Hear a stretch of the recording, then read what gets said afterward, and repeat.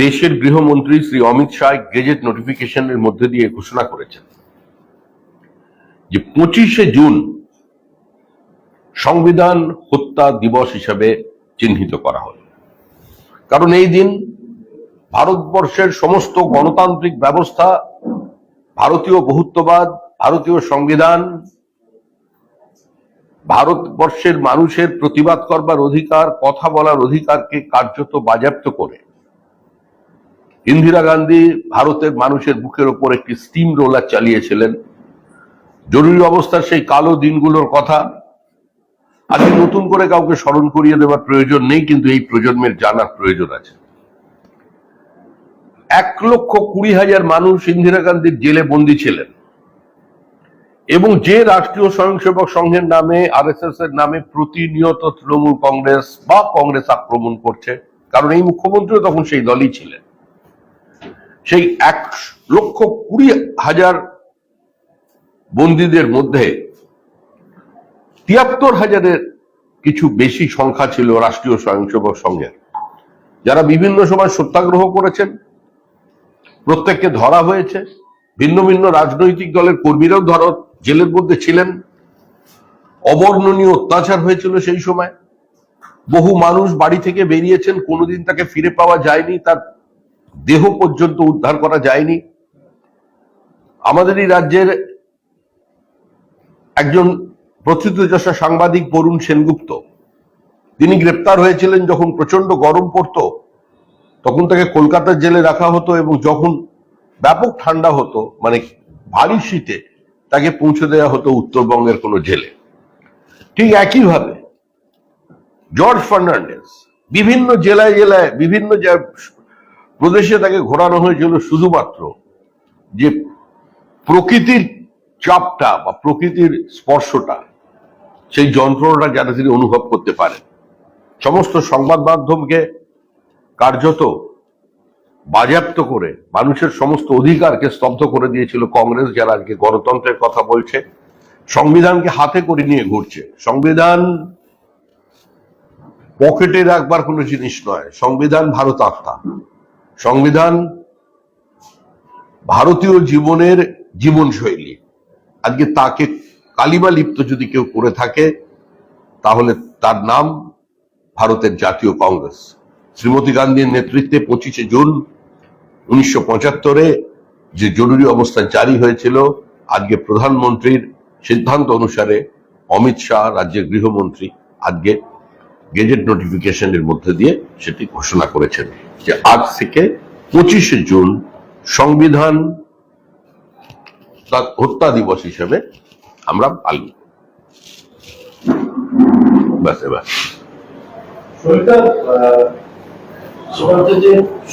চুরি করলে যিনি বেহালার 123 নম্বর ওয়ার্ডের কাউন্সিলর, তার বিরুদ্ধে একটা অভিযোগ হচ্ছে যে তার কিছু লোকজন গিয়ে চার্চের যিনি প্রধান রয়েছেন তাকে হুমকি দিয়েছেন শুধুমাত্র একটা মাঠটাকে দখল করা হয়েছে। তো চার্চের কাছে অত বড় মাঠ আছে,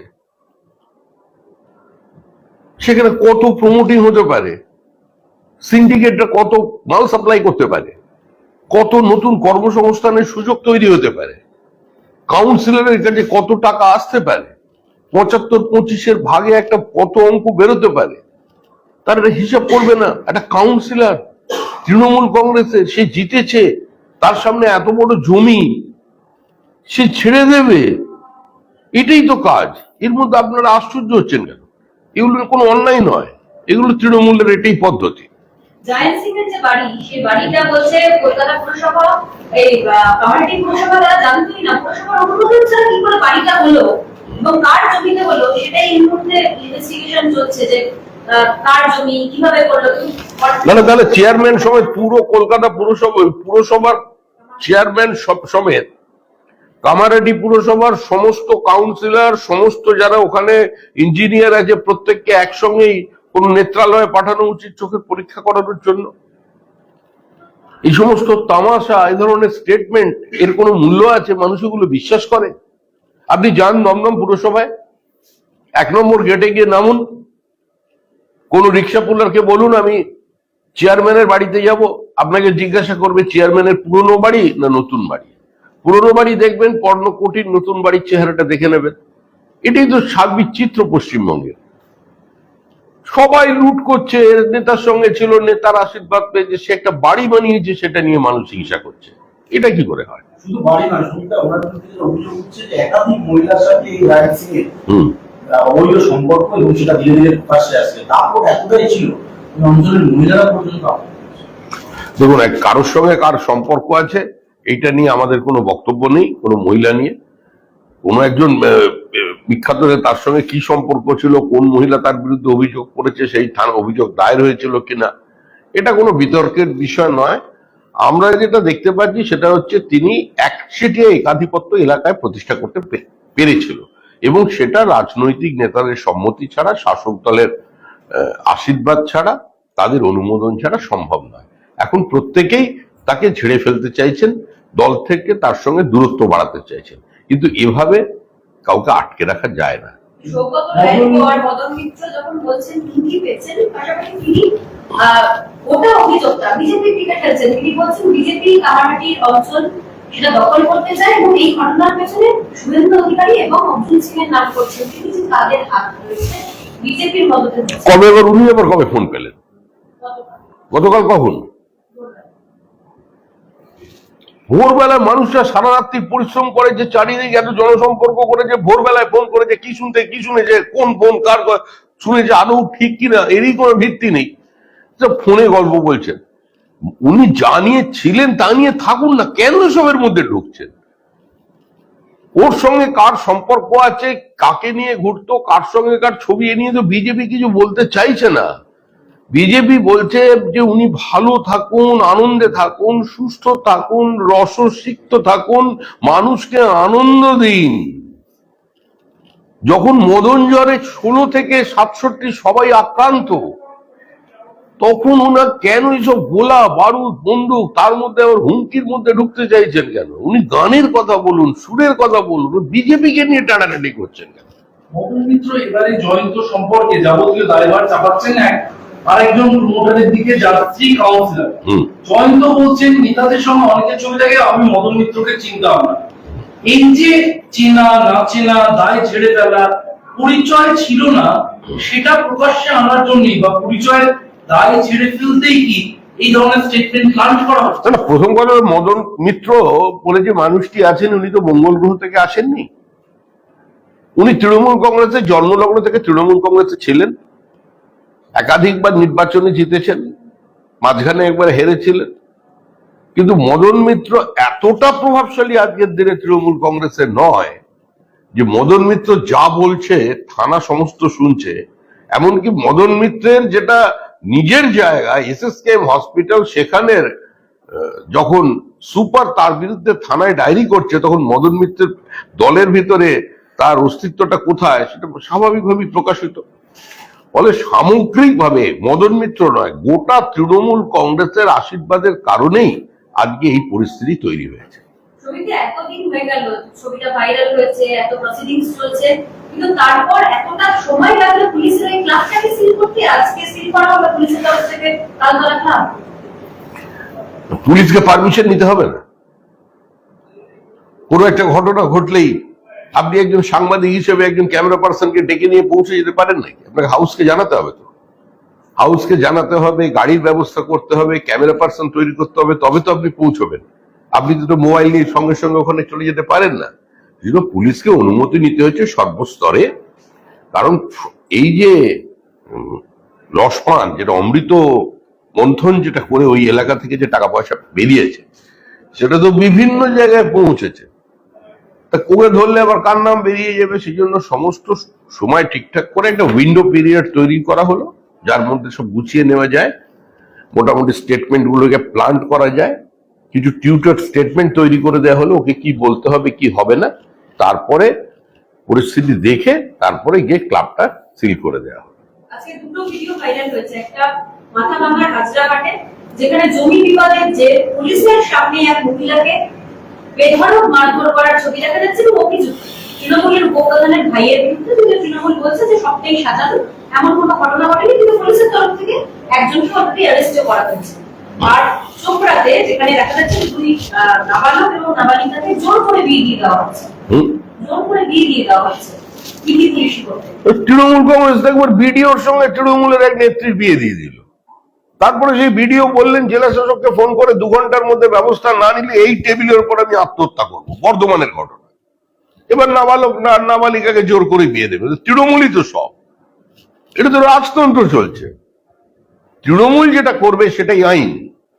কোন সংবিধান, আইপিসি, আদালত, পুলিশ, লোকচক্ষুর সামনে একটা জীবন্ত সমাজ, এগুলোর কোনো মূল্য তৃণমূলের কাছে নেই। তৃণমূল পারে, সেটা তৃণমূল প্রমাণ করছে। এগিয়ে বাংলা। জয়ন্তের ক্লাসে কামারহাটি পুরসভা তৃণমূলের 24 নম্বর ওয়ার্ডের কাউন্সিলর বিমল শাহ 1 বছর 2 বছর নয় বেশ কয়েক বছরের তিনি ইতিহাস তুলে ধরছেন। 2014-15 সাল থেকেই সমাজ বিরোধীদের হুমকি পাওয়ায় তিনি রাজ্য সরকারের নিরাপত্তা পেতেন। 2002 সাল থেকে সেটা উঠে যাওয়ায় গত 2 বছর ধরে রীতিমতো প্রাণ সংশয়ে ভুগছেন তৃণমূলের কাউন্সিলর। এবং অভিযোগ উঠছে কামারহাটি পুরসভা থেকে ঢিলছোড়া দূরত্বে যে শ্রমিক ইউনিয়নের অফিস, সেখানে নাকি 4 বছর ধরে জয়ন্ত নির্দেশে তার ঢোকা বারণ। তৃণমূল কাউন্সিলর 2 বছর ধরে প্রাণ সংশয় হচ্ছে, 2014 থেকে হুমকিতে আছে, এখন প্রকাশ্যে। না, এটা তো তৈরি করে দিয়েছেন মুখ্যমন্ত্রী মমতা বন্দ্যোপাধ্যায়। এটা একটা কিছু সময় ধরে চলবে আর আপনারা এই ধরনের প্রশ্ন করবেন। ঠিক একটা সময় মনে করুন কাটমানি নিয়ে মুখ্যমন্ত্রী একটা স্টেটমেন্ট করেছেন, সবাই খুব উৎসাহিত হয়ে পড়েছিল। কিছু কিছু লোক তো বাড়ি গিয়ে কাউন্সিলের কাছে টাকা চাইতে শুরু করেছে। এখন মুখ্যমন্ত্রী একটা সেফটি ভালভের কাজ করে দিয়ে গেছেন। উনি বলেছেন কড়া ব্যবস্থা নিতে। এখন সংবাদ মাধ্যম দিচ্ছে পুরো বিষয়টা নিয়ে নেমে গেছে। এগুলো কোনো বিচ্ছিন্ন ঘটনা নয়, এটা সম্পূর্ণ হিসাবটাই হচ্ছে 25-75-এর হিসাব। সকলকে দিয়ে ভাগ করে খাওয়ার হিসাব বা কোনো জায়গায় বিচ্যুতি নিয়ে গন্ডগোলের হিসাব। পুরো দলটাই তো এভাবে চলছে, এগুলো হবে, এটা স্বাভাবিক। এটা না হওয়াটাই অস্বাভাবিক ছিল। কুকুর বোঝাই, ফুটপাত দখল ইত্যাদি নিয়ে রাজ্যের মুখ্যমন্ত্রী নানা নির্দেশ দিচ্ছেন। শেষ সময়ে আলিয়াদহ কাণ্ডেও আরেক কুকুর বোঝাই ইতিহাস উঠে এলো।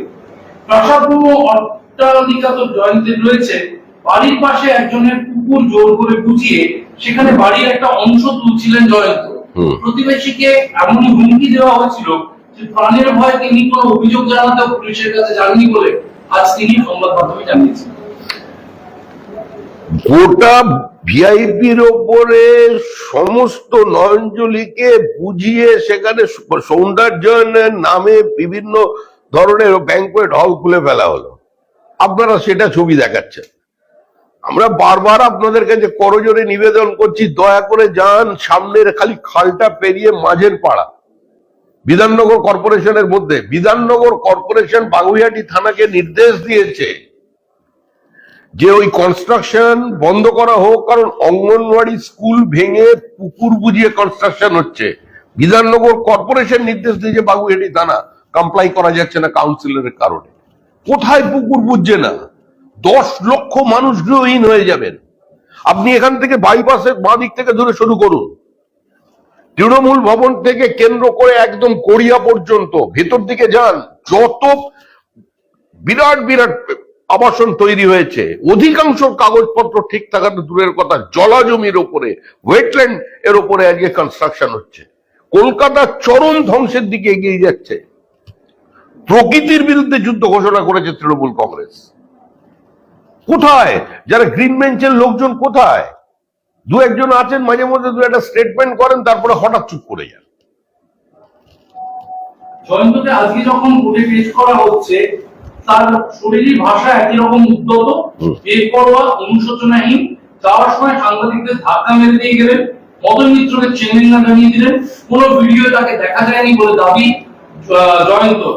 তাকে নিয়ে যাওয়া হচ্ছিল, গোটা ঘটনার পুনর্নির্মাণ করা হয়েছে আজকে তালতলা স্পোর্টিং ক্লাবে নিয়ে গিয়ে, এবং সেখান থেকে একটি লোহার রডও বাজেয়াপ্ত করা হয়েছে। এমন ভাবে দেখ জয়ন্তকে নিয়ে আলোচনা শুরু হয়ে গেল, মনে হচ্ছে ও একদম বিপ্লবী বাঘাযতীন। হ্যাঁ, মানে জয়ন্ত কি করেছে, জয়ন্ত কি করলো, জয়ন্ত ফোনে হুমকি দিচ্ছে, সে একবার সাংসদ বলছে, বিধায়ক বলছে, সাংবাদিকরা বলছে। এই সমস্ত ক্রিমিনাল প্রতিষ্ঠিত সমাজ বিরোধী, এদের ধরো আর ভরো, এই হচ্ছে একমাত্র নীতি। এর বাইরে আবার আলোচনা হবে কেন এসব নিয়ে? শ্রমিকরা সাহিত্যায় একটু দেরি হলো তো, ধরতে তো দেরি হলো। ওকে, তো এই যে সিল করা টোটাল ব্যাপারটা যেন পদক্ষেপ নেওয়া, এই যে দেরি হলো, আপনি বলছেন ক্রিমিনাল ধরা উচিত, কিন্তু ধরতে তো প্রশাসন। আরে ভাই ডাক্তার তোমার ছেলেকে বলেছে মিষ্টি কম খেতে, এবার দেখছি একটা রসগোল্লা খাওয়ার পরে তোমার ছেলে খেয়েই যাচ্ছে। তুমি বাবা তো, ছেলেটাকে একটার পরে আর খেতে দেবে না? ছেলেটা তুমি ধরছো যে চারটে অন্তত খেয়ে নিক, তারপরে তুমি বউকে বলছো এক মিনিট পুরো চারটে বেচারি খাক, এরকম ব্যাপার আর নিজেরও দেরি হচ্ছে আর কি বলবো। সাহিত্যিয়া থেকে একটা খবর আসছে, সেটা হচ্ছে 21শে জুলাই প্রস্তুতি বৈঠক হচ্ছিল, সেখানে সাহিত্যার ব্লক সভাপতি শেখ ইউনুস সে বলছে যে নেতৃত্বকারী কৌমুলের বলছে বোমা মারা থেকে শুরু করে লাঠি সবটাই সংখ্যালঘু নেতারা করবে, আর যখন কোর কমিটি হবে তখন আমরা বাধা দেব। শেখ ইউনুস বলছে যে বোমা বাধা থেকে শুরু করে লাঠি সবই সংখ্যালঘু নেতারা করবে, কিন্তু যখন কোর কমিটি তৈরি হবে দলের অন্তরে তখন আমরা বাধা দেব। ঠিকই তো, সংখ্যালঘুদের অধিকার ক্ষুণ্ণ করা হচ্ছে। এই জন্যই তো ফিরহাদ হাকিম সেদিন বলেছেন যে আমাদের মতো যারা দুর্ভাগা আছেন, যারা মানে মুসলমান হিসেবে জন্মগ্রহণ করেনি, তাদের অন্তত একজনকে অন্তত কিছু একটা করো, একজনকে অন্তত ধর্মান্তরিত করে দাও, তাদের অধিকার দিতে হবে। তৃণমূল কংগ্রেস যে পরিস্থিতি তৈরি করেছে, আমরা বারবার সংখ্যালঘুদের কাছে একটাই কথা বলছি, রে ভাই বিজেপির কে ভোট দিও না, কিন্তু এটা চিন্তা করো যে মরছে মুসলমান, মারছে মুসলমান। এই পরিস্থিতি তৈরি করেছে তৃণমূল, সমাজ বিরোধী তৈরি হচ্ছে সে সমাজের মধ্যে, জীবন্ত পুড়িয়ে মারা হচ্ছে সংখ্যালঘুদের। কেন এই অবস্থা তৈরি হলো? আজকে সংখ্যালঘুদের ভাবতে হবে, কতদিন মুরগি হয়ে থাকবেন, কতদিন ভোটার হয়ে থাকবেন? জাতীয় জীবনের মূল স্রোতে ফিরে আসুন। তৃণমূল কংগ্রেসের সংখ্যালঘুর কোনো মর্যাদা নেই। মমতা বন্দ্যোপাধ্যায় এখন পিসি করছেন এবং তিনি বলছেন যে অল ইন্ডিয়া লেভেলে কংগ্রেসের সঙ্গে আমাদের গঠবন্ধন রয়েছে, ইন্ডিয়া জোটে তারা রয়েছে, কিন্তু এই রাজ্যে, আমার যে রাজ্য, সেই রাজ্যে সিপিআইএম, কংগ্রেস এবং বিজেপি একসঙ্গে কাজ করেছে, তাতে আমার অসুবিধা হয়েছে, যাতে আমার অসুবিধা হয়, তাহলে আমি কি করে তাদের সঙ্গে ভালো সম্পর্ক রাখবো? উদ্ধব ঠাকরের সঙ্গে দেখা করতে গেছেন, যেখানে সেখানে কংগ্রেস বা লেফটের কিন্তু কোনো প্রতিনিধি নেই, অল ইন্ডিয়া লেভেলেরও, অল ইন্ডিয়া লেভেলেরও কোনো নেতা নেই। আজকে যে বৈঠক হচ্ছে, ইন্ডিয়া জোটের মধ্যে একটা পার্সিয়াল বৈঠক হচ্ছে, উদ্ধব ঠাকরে, মমতা বন্দ্যোপাধ্যায়, একটু পরে শরদ পাওয়ার, তারপরে আবার অখিলেশ সিং যাদব, মমতা বন্দ্যোপাধ্যায়। দেখুন, ভারতবর্ষের মানুষ জানে জোট মারা গেছে। ভোটের রেজাল্ট বেরোনোর পর দিল্লির বিজেপি অফিসে পটকা ফাটাচ্ছে, সেখানেও আতশবাজি ছাড়ছে, আবার দেখা গেল কংগ্রেসও আতশবাজি। আমি একজন কংগ্রেসের বন্ধুকে জিজ্ঞাসা করেছিলাম, ভাই তোরা এটা কেন করছিস? আমার ছোটবেলার বন্ধু বলে, ব্যাপারটা হচ্ছে মমতা ব্যানার্জির ব্যাপার। কেন মমতা ব্যানার্জি করতে গেল? বলে মমতা ব্যানার্জি বলেছিল 40টা সিট পাবে না, আমরা 99টা পেয়েছি, সেই জন্য আমরা বাজি ফাটাচ্ছি, তোর কি অসুবিধা আছে? এদের নিয়ে কেউ আলোচনা করে? জোট নিয়ে কোনো আলোচনা, জোট নিয়ে কোনো উৎসাহ মানুষের মনের মধ্যে নেই। জোট শুরু হওয়ার সঙ্গে সঙ্গেই বলে দিয়েছেন, মমতা ব্যানার্জি বলেছিলেন কংগ্রেস 40টির বেশি আসন পাবে না। আমাকে যে কোনো কারণে থামিয়ে দেওয়া, যে আমি একই প্রশ্ন রাজ্যসভায় করেছি, যে যখন 4th ফেজের ইলেকশন পর্যন্ত ইলেকশন হলো, মল্লিকার্জুন খাড়গে কোনো স্টেটমেন্ট করলেন না, মুর্শিদাবাদ পেরোনোর সঙ্গে সঙ্গে কেন স্টেটমেন্ট শুরু হলো? তখন তাহলে সিপিএম কি করবে? বেশি আসন তো এখানে সিপিএম লড়ছিল অঞ্চলে। ফিরহাদ হাকিমের করা মন্তব্য নিয়ে মমতা বন্দ্যোপাধ্যায়কে জিজ্ঞাসা করা হয়েছিল, তিনি বললেন যে তিনি জানেন না, ওটা ওর মতামত, এবং আমার দলের একটাই স্ট্যান্ড, ইউনিটি ইন ডাইভার্সিটি। বৈচিত্র্যের মধ্যে ঐক্য, এটা আমার দলের স্ট্যান্ড। ফিরহাদ কি বলেছে আমি জানি না। ফিরহাদের মন্তব্যে দায়ী নিলেন না মুখ্যমন্ত্রী। এই শব্দের অর্থ এটা হয় না। তার মানে ওনাকে একবার শুনিয়ে দিন ভিডিওটা, উনি কি বলেছেন। মুখ্যমন্ত্রী একটা পশ্চিমবঙ্গে কোনো জায়গায় পিন পড়ার খবর রাখেন, এত বড় একটা ঘটনা, ন্যাশনাল ইস্যু হয়ে গেল যে যার বক্তৃতা, আর মুখ্যমন্ত্রীর কাছে সে খবর নেই, তাহলে জাতীয় রাজনীতিতে উনি গেছেন কেন? এত বড় একটা বিপজ্জনক বিবৃতি তিনি দিলেন, তার ক্যাবিনেটের একজন মন্ত্রী, আর তিনি জানেন না। আর আপনি যেটা বলছেন দায় নিলেন, মানে উনি তো শোনেনই। শোনার পরে তো দায় নেওয়ার কথা হয়। আপনারা শুনিয়ে দিন ভালো করে বক্তৃতাটা, তারপরে বলুন ইনি আপনার মতামত কি জানান। তিনি বললেন তার পারিবারিক অনুষ্ঠানে এসেছেন, পারিবারিক একদম একটা সৌজন্য সাক্ষাৎ হচ্ছে, তাই রাজনীতির কোনো প্রশ্ন করবেন এবং প্রেস কনফারেন্স মাঝপথে শেষ হয়ে যাবে। মমতা বন্দ্যোপাধ্যায় একটা কথা বলেছেন, তিনি বলছেন this government is not stable and will collapse soon. জানা শেষ। মমতা বন্দ্যোপাধ্যায় বলেছেন this government is not stable, কেন্দ্রে চলছে, এন্ড উইল কোল্যাপস সুন। আগে ওটা দলটা কবে কোলাপস হয় সেই খবর রাখুন, কারা যোগাযোগ বাড়াচ্ছে বেশি করে সেই রাখুন, তারপরে উনি এই সরকারের কথা চিন্তা করবেন। এই যে ফলাফলের পর মুখ্যমন্ত্রী কি চাইছেন যে জাতীয় রাজনীতিতে একটা ভেসে থাকা বা বেঁচে থাকা, এই জন্য কি এরা বিচ্ছিন্নভাবে আলাদা হবে? দেখুন, একটা রাজনৈতিক দল, রাজনীতির নিজস্ব একটা সত্তা আছে, সে সর্বব্যাপী হতে চায়। তো স্বাভাবিকভাবেই একটা রাজনৈতিক দলের নেত্রী হিসেবে মুখ্যমন্ত্রী মমতা বন্দ্যোপাধ্যায় নিজেকে প্রাসঙ্গিক করতে চাইবেন, তার দলকে সর্বভারতীয় রাজনীতিতে প্রাসঙ্গিক করতে চাইবেন, এটা স্বাভাবিক। কিন্তু এটা করতে গিয়ে তিনি যে বিবৃতিগুলো দিচ্ছেন, সেই বিবৃতি দিলে তিনি তার নিজের রাজনৈতিক উচ্চতার সঙ্গেই সুবিচার করছেন না। আজকে মুখ্যমন্ত্রী মমতা বন্দ্যোপাধ্যায়ের বক্তব্যের কোনো গ্রহণযোগ্যতা, কোনো প্রতিষ্ঠা ভারতের জনমনে নেই। 21শে জুলাই আসছে, প্রস্তুতি সভা চলছে দিকে দিকে। কামারহাটিতে মদন মিত্র, সৌগত রায় তারা প্রস্তুতি সভা করছিলেন। সেখানে মদন মিত্রের কাউন্সিলরদের উদ্দেশ্যে হুঁশিয়ারি, হারিয়াদহের একটি ভিডিও সামনে এসে যাওয়ায় কামারহাটির নাম চুনকালি পড়ে গেছে। 26-এ যারা দিদিকে বলে কাউন্সিলর হবে, তার আগে বলে দিচ্ছি এখান থেকে কিন্তু ফাঁসি দিয়ে নাম একেবারে কেটে দেওয়া হবে। গুন্ডারাজ বন্ধ করতে পুলিশ কমিশনার অফিসে মিছিল গেল, আমি যাব পুলিশ কমিশনার অফিসের সামনে, মানে মদন মিত্র পুলিশ কমিশনারের সামনে। উনি এগুলো ছেড়ে বরঞ্চ তৃণমূল কংগ্রেসের কর্মীরা, ওখানে স্থানীয় কর্মীরা কেন চাকরিটা পেল না সেই কথাটা বলুন। কামারহাটি মিউনিসিপ্যালিটিতে কি করে 600 গ্রুপ ডি কর্মচারী নিয়োগ হয়ে গেল যারা স্থানীয় তৃণমূল পর্যন্ত নয়? কেন স্থানীয় তৃণমূল কংগ্রেস কর্মীরা বলছেন আমরা বঞ্চিত? বাড়ি ভাড়া করে নিয়েছে, আজকে বিভিন্ন জেলার লোক থেকে টাকা নিয়ে কামারহাটি পুরসভায় চাকরি বিক্রি করা হয়েছে। তা নিয়ে বিবৃতি দিন। নিজেদের ব্যর্থতা, নিজেদের দলের মধ্যে গন্ডগোল, কে বোমা ছোট বেঁধে ফেলেছে, কে বোমা বড় বেঁধে ফেলেছে, এই নিয়ে বিষয় চর্চা মানুষ শুনতে চাইছে না। মানুষ পরিষেবা চাইছে, মানুষ দুর্নীতিমুক্ত পুরসভা চাইছে, সেটার কথা বলুন। জাতীয় পরিসংখ্যান দপ্তরের একটা বার্ষিক সমীক্ষা রিপোর্ট এসেছে, তাতে দেখা যাচ্ছে গত 7-8 বছরে অসংগঠিত ক্ষেত্রে 30 লক্ষেরও বেশি মানুষের মানে কাজ হারিয়েছেন বাংলায়। শুধুমাত্র বাংলায় যেখানে বারবার এই বাণিজ্য সম্মেলন করা হয়, তখন এই ধরনের পরিসংখ্যান আছে। দেখুন, পশ্চিমবঙ্গে নতুন কর্মসংস্থান তৈরি হবার আর কোনো সম্ভাবনা নেই। এই সরকারের কোনো ঘোষিত জমি নীতি নেই, এই সরকারের অন্ধ এসইজেড বিরোধিতা, বিনিয়োগকারীদের জন্য কোনো লেভেল প্লেইং ফিল্ড নেই, এই সরকারের যে lower judiciary that is under threat, urban ইনফ্রাস্ট্রাকচারের অভাব, এবং সর্বোপরি সরকারের যে ইচ্ছা শক্তি, সরকারের যে সদর্থক পদক্ষেপ সেটা পর্যন্ত নেই, সরকারি সহযোগিতা নেই। কার্যত পশ্চিমবঙ্গ বিনিয়োগের জন্য কোনো একটা উন্নত ডেস্টিনেশন প্লেস এটা কেউ মনে করছে না, সেজন্য এখানে বিনিয়োগ আর আসবে না। আপনি একবার যান সাংবাদিক হিসেবে, গিয়ে দেউচা পাঁচামিতে কি হচ্ছে একটু এসে আমাদের জানান, তাহলে বঙ্গবাসীও সেটা বুঝতে পারবে। কারণ নন্দীগ্রামে সাংবাদিকরা পৌঁছতে পেরেছিলেন, মানবাধিকার কর্মীরা যেতে পেরেছিলেন, সিঙ্গুরে যেতে পেরেছিলেন, কিন্তু দুর্ভাগ্যবশত দেউচা পাঁচামিতে আপনারা কেউ ঘুম হাতে পৌঁছতে পারছেন না।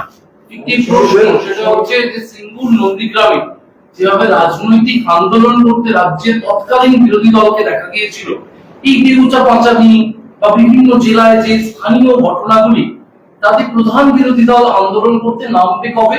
আদেও নামবে কি? না, প্রধান বিরোধী দল ওখানে যথেষ্ট আন্দোলন করেছে।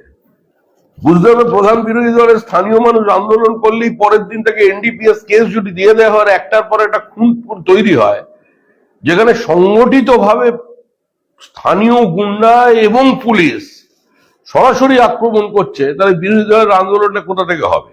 আর এখন বর্তমান প্রজন্মের কাছে আন্দোলনের পরিভাষা বদলেছে। আগে আমরা যে 80-র দশকে আন্দোলন যেভাবে দেখেছি, 90-এর দশকে আমরা যে আন্দোলন করেছি, আজকের প্রজন্ম যে আন্দোলনটা করছে সেই আন্দোলনের মধ্যে একটা মৌলিক পার্থক্য আছে। প্রতিবাদ তো আমরা সর্বস্তরে করছি, যেভাবে করা উচিত করছি।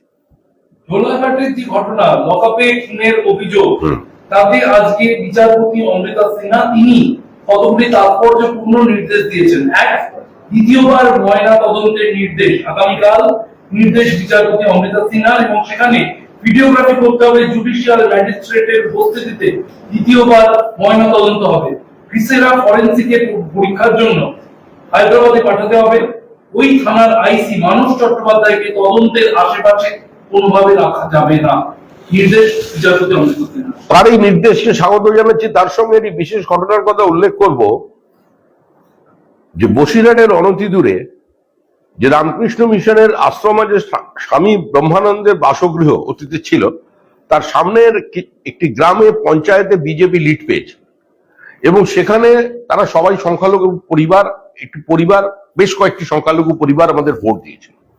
তাদের একটি 13 বছরের মেয়েকে দুপুরবেলা বাবা মা কাজে গেছে, স্কুলে যায় বাচ্চা মেয়ে, তাকে ধর্ষণ করে খুন করে ফাঁস দিয়ে ঝুলিয়ে দেওয়া হলো। এটা আমাদের অভিযোগ, এবং যারা ঝুলিয়ে দিল তারাই হসপিটালে নিয়ে গেল। তারা হসপিটাল থেকে নিয়ে গিয়ে, তারা সেখান থেকে বসিরহাট জেলা হসপিটালে নিয়ে যাওয়া হলো।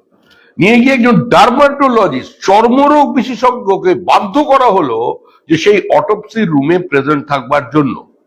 আমরা আদালতে গেলাম, আদালত দ্বিতীয়বার কবর থেকে তাকে তুলে নতুন করে পোস্টমর্টমের রিপোর্ট আদেশ দিলেন, সেটা হলো, কিন্তু সে রিপোর্ট আজ পর্যন্ত আসেনি। যদি কোনোভাবে এটা সংবাদ মাধ্যমের কারণে মাননীয় বিচারপতিদের কানে যায়, তারা বিষয়টি খতিয়ে দেখবেন। আলিয়াদহ নিয়ে একটা আবার প্রশ্নটা করছি, সেটা হলো আলিয়াদহ ঘটনাটা ঘটলো, মুখ্যমন্ত্রী চাপানোর বিবৃতি, মদন মিত্রের একটা বক্তব্য, সুরক্ষের একটা বক্তব্য, তারপরে এদিকে তারা চলে গেল, এই যে তারপরে ধরা জয়ন্তকে ধরা এবং তার শারীরিক যে ভাষা, এটাও বিষয়টা তৃণমূল কংগ্রেসের যে পুরো বিষয়টাই এক।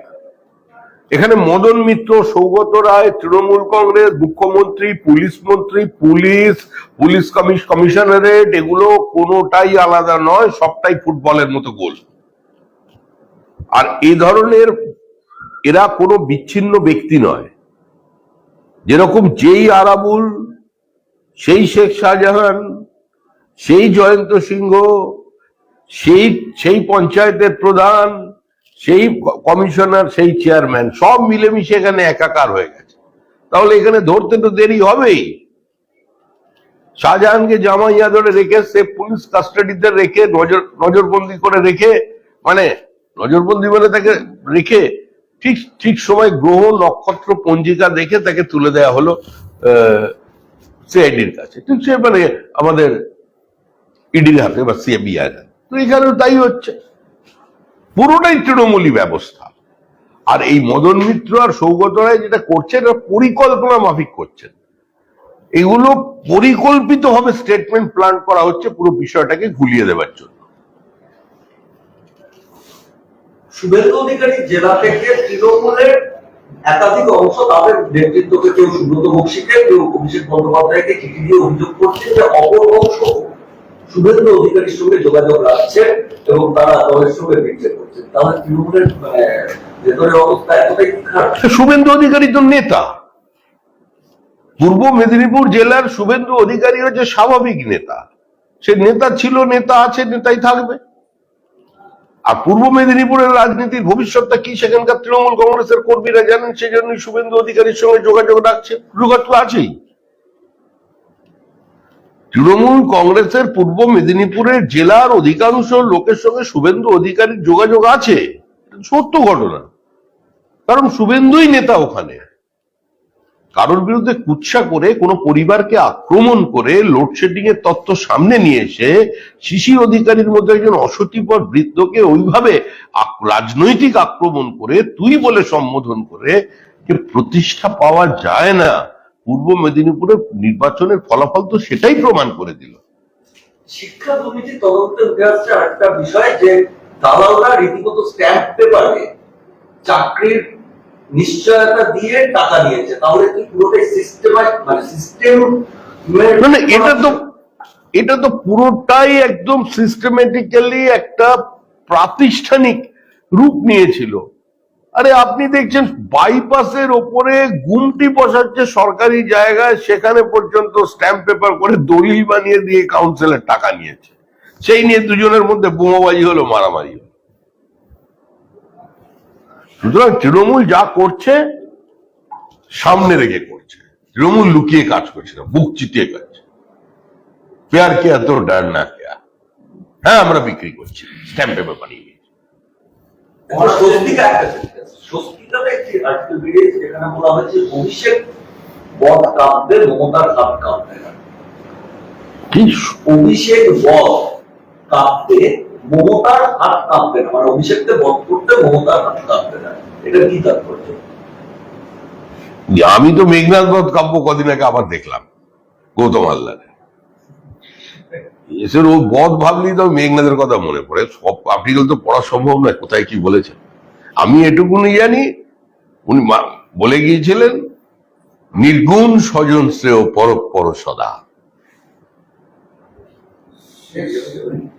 মহারাষ্ট্র বিধানসভা নির্বাচনে মমতা বন্দ্যোপাধ্যায় জানিয়েছেন তিনি উদ্ধব ঠাকরের হয়ে প্রচার করবেন। হ্যাঁ, মহারাষ্ট্র বিধানসভা নির্বাচনে মমতা বন্দ্যোপাধ্যায় জানিয়েছেন তিনি কলকাতা থেকে আবার মুম্বাই যাবেন এবং উদ্ধব ঠাকরের দলের হয়ে প্রচার করবেন। এক্ষুনি আপনার চ্যানেলকে খবর দিন, আপনার যে ওখানে আপনার যে কাউন্টার পার্ট আছে তাকে খবর দিন। এই স্টেটমেন্ট শোনার পরেই মহারাষ্ট্র বিজেপি অফিসের পাঁচিলে চিৎ ধরে গেছে আতঙ্কে।